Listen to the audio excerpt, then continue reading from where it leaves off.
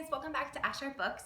So I know it's been a few weeks since I posted a video, so I wanted to hop on and do a recent reads and kind of update you guys on what I've been reading and what I've been liking. So I think I have about 10 books to talk about, 10 or 11 books. And some of these were so good, so I'm really excited to talk about them. I will say, because there are so many, I may not go into like super great detail on every single book, just because sometimes you just don't have super strong feelings one way or the other. So if any of those you do want more information about though, just let me know down below and I'd be happy to give you more details on that. Okay, so the first book I read was Sweet Temptation by Cora Riley. This book, I just read the synopsis and was really intrigued. This book is a kind of mafia type romance. It's my first book by Cora Riley, and I know she's really well known for that type of book, but for me, sometimes those just don't work. Sometimes they do and sometimes they don't. Like sometimes, to me, and this is a personal thing, it just goes a little too far and I'm a little uncomfortable. But for this one, I had read that it was much more about the couple than kind of all the mafia type stuff. So I read it and I really, really liked it. So in this one, we do have an age gap. So we have our main character, our female main character, and I think she's only 18, and she's just very bright, very sunny. She loves to paint. She's just a very happy, bright person, but her father is in the mafia, so she's kind of grown up in this world, but also kind of removed from it. And then our hero is very high up in the city they live in. I think it was Philadelphia, maybe, if I'm remembering right. It's been a while since I read this one. But he has recently lost his wife through kind of mysterious circumstances, and he has two small daughters, and so he kind of needs a mother more than a wife, but neither one of them are very happy. It's pretty much an arranged marriage between the two families, and they're not forced into it, but kind of, and it's definitely like a marriage of convenience type thing. Neither one is completely on board at first, but I really, really like this. This one really won me over. You know, they had a lot of hurdles to go across, but I really was sold on it. I thought it was kind of a slow burn. I feel like you'll know what I mean if you read it. Even though they are married, it's still like a slow burn in the romance, but by the end, I was completely sold, and I really enjoyed this. I gave it 4.5, maybe like a 5. On Goodreads, I think I gave it a 4.5, but it was really great, and I would recommend picking it up if you're interested. So then I was kind of on this like, ooh, maybe I should try another mafia-style romance. So I tried The Kiss Thief, which I've heard a lot about, but LJ Shen's books just don't always work for me, and that's okay. You know, they work for some people, they don't work for other people. But I tried this one, and I listened to it on Audible Escape, and it just didn't work for me again. So The Kiss Thief has a lot of either people either love it or hate it. It's about, again, kind of a marriage of convenience. Our main character's father, again, is in the kind of mob type thing. And our hero, though, is a senator, but he's a man who really wants power, and he exudes that and tries to have that in every area of his life. And through circumstances, the two of them are pretty much forced to he kind of forced her to get married. And I felt like the power dynamic did not work for me. I didn't believe the romance for a lot of it. There is a bit of a love triangle going on. Not really, but there is like a past love for our main character. And by the end, I will say I kind of believed the romance, but it took me a long time to get there, and kind of too long to get there, in my opinion.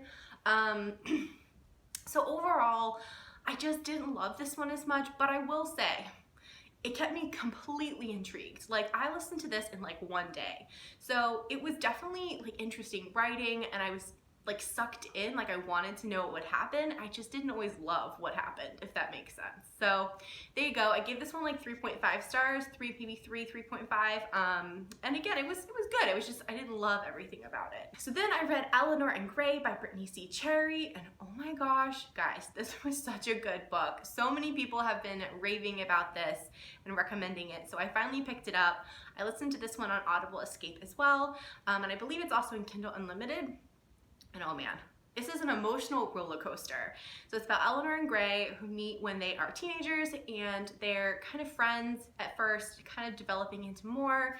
Eleanor and her family are going through a really, really hard time, and Grey is really there for her. And it's very sweet and emotional, and then they're kind of torn apart through circumstances, and they meet up again. I think it's like 10 or 12 years later. They're in their like early to mid-30s, and Eleanor signs up to be a nanny, and she doesn't realize it's for Grey, and he has a couple of kids now. His wife has recently passed away, and he's a completely changed person. I do kind of feel like this is one, it's better to go in a little without knowing too much, just because I think it's better that way. I didn't know much going in, but it's kind of just about Eleanor and Grey helping each other find their way. And guys, every time I thought we'd hit the emotional like climax, I was wrong, and there was more.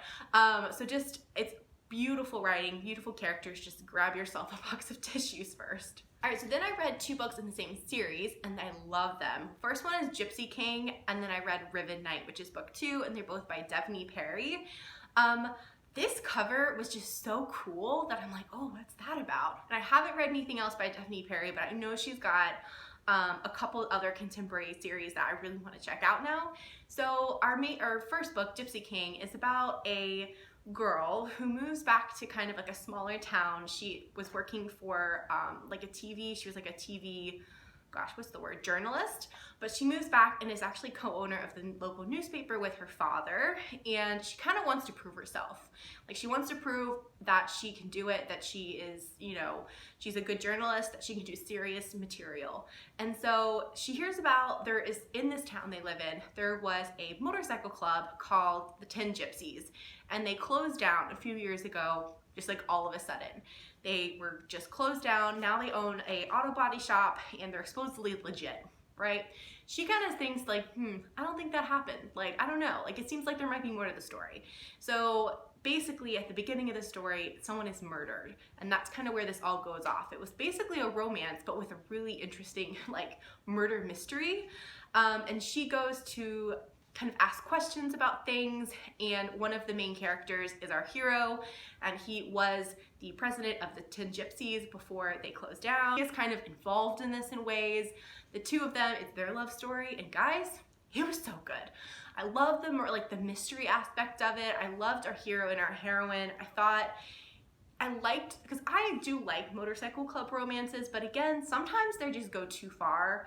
And this one I thought did a good job of combining those kind of fun, kind of grittier aspects with a story that didn't go over the edge, kind of, you know? So if you like mysteries, I would give this one a shot. Or if you like romances, I thought it had a really good romance too. I give it 5 stars. And then the second book was Riven Night, which I can't really say much about because it so basically after book 1, the mystery is still open, but our couple story is concluded. And then book 2, Riven Night, it's about a different couple, but the mystery aspect is concluded in that book, if that makes sense.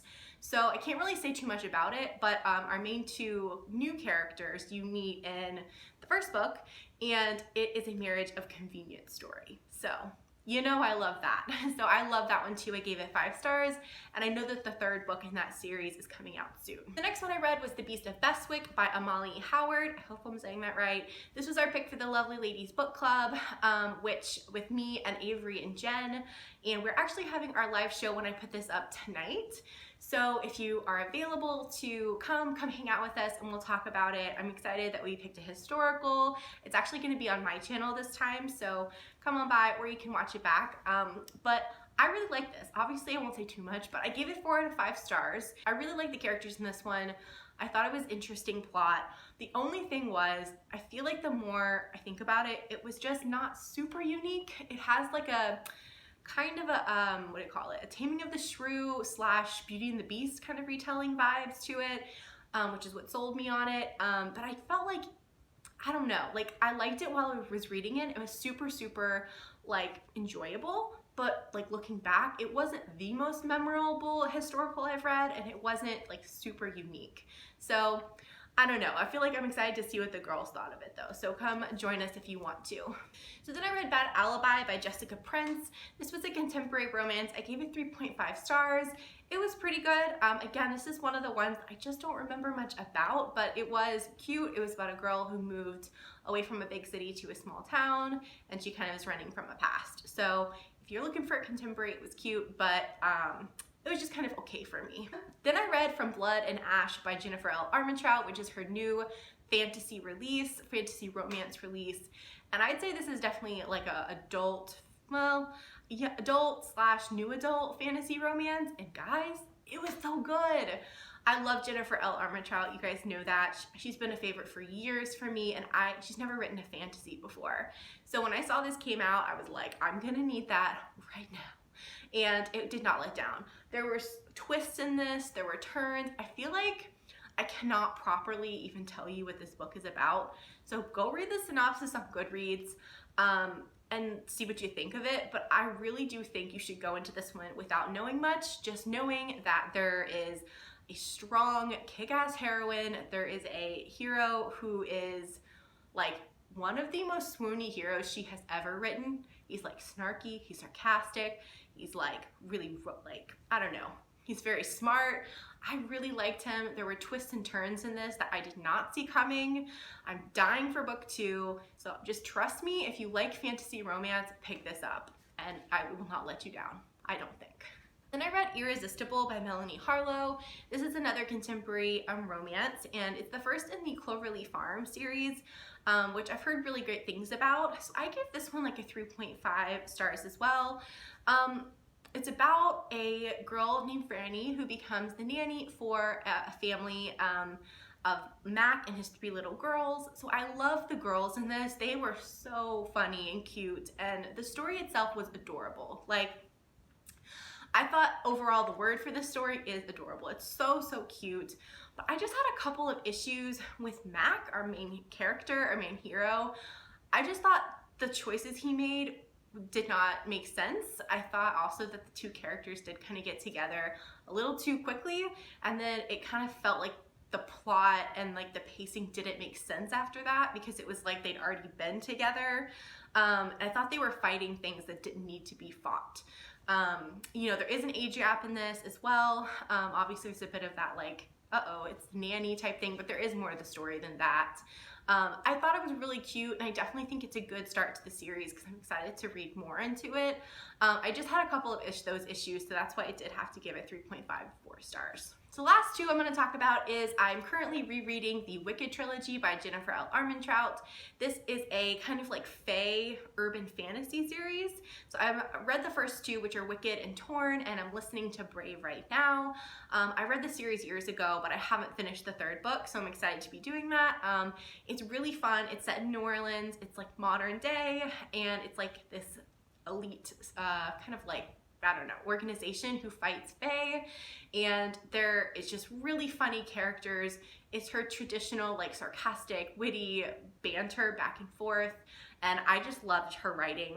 So I love this trilogy. If you haven't given it a shot yet, I would definitely recommend, and it is on Audible Escape, and the audiobooks are really, really good. Alright guys, so those are all the books I've read recently. Let me know what you're reading. Have you read any of these, or do you have any of these that kind of sound good to you? I'd love to know. Thanks so much for watching, and I'll see you next time. Bye!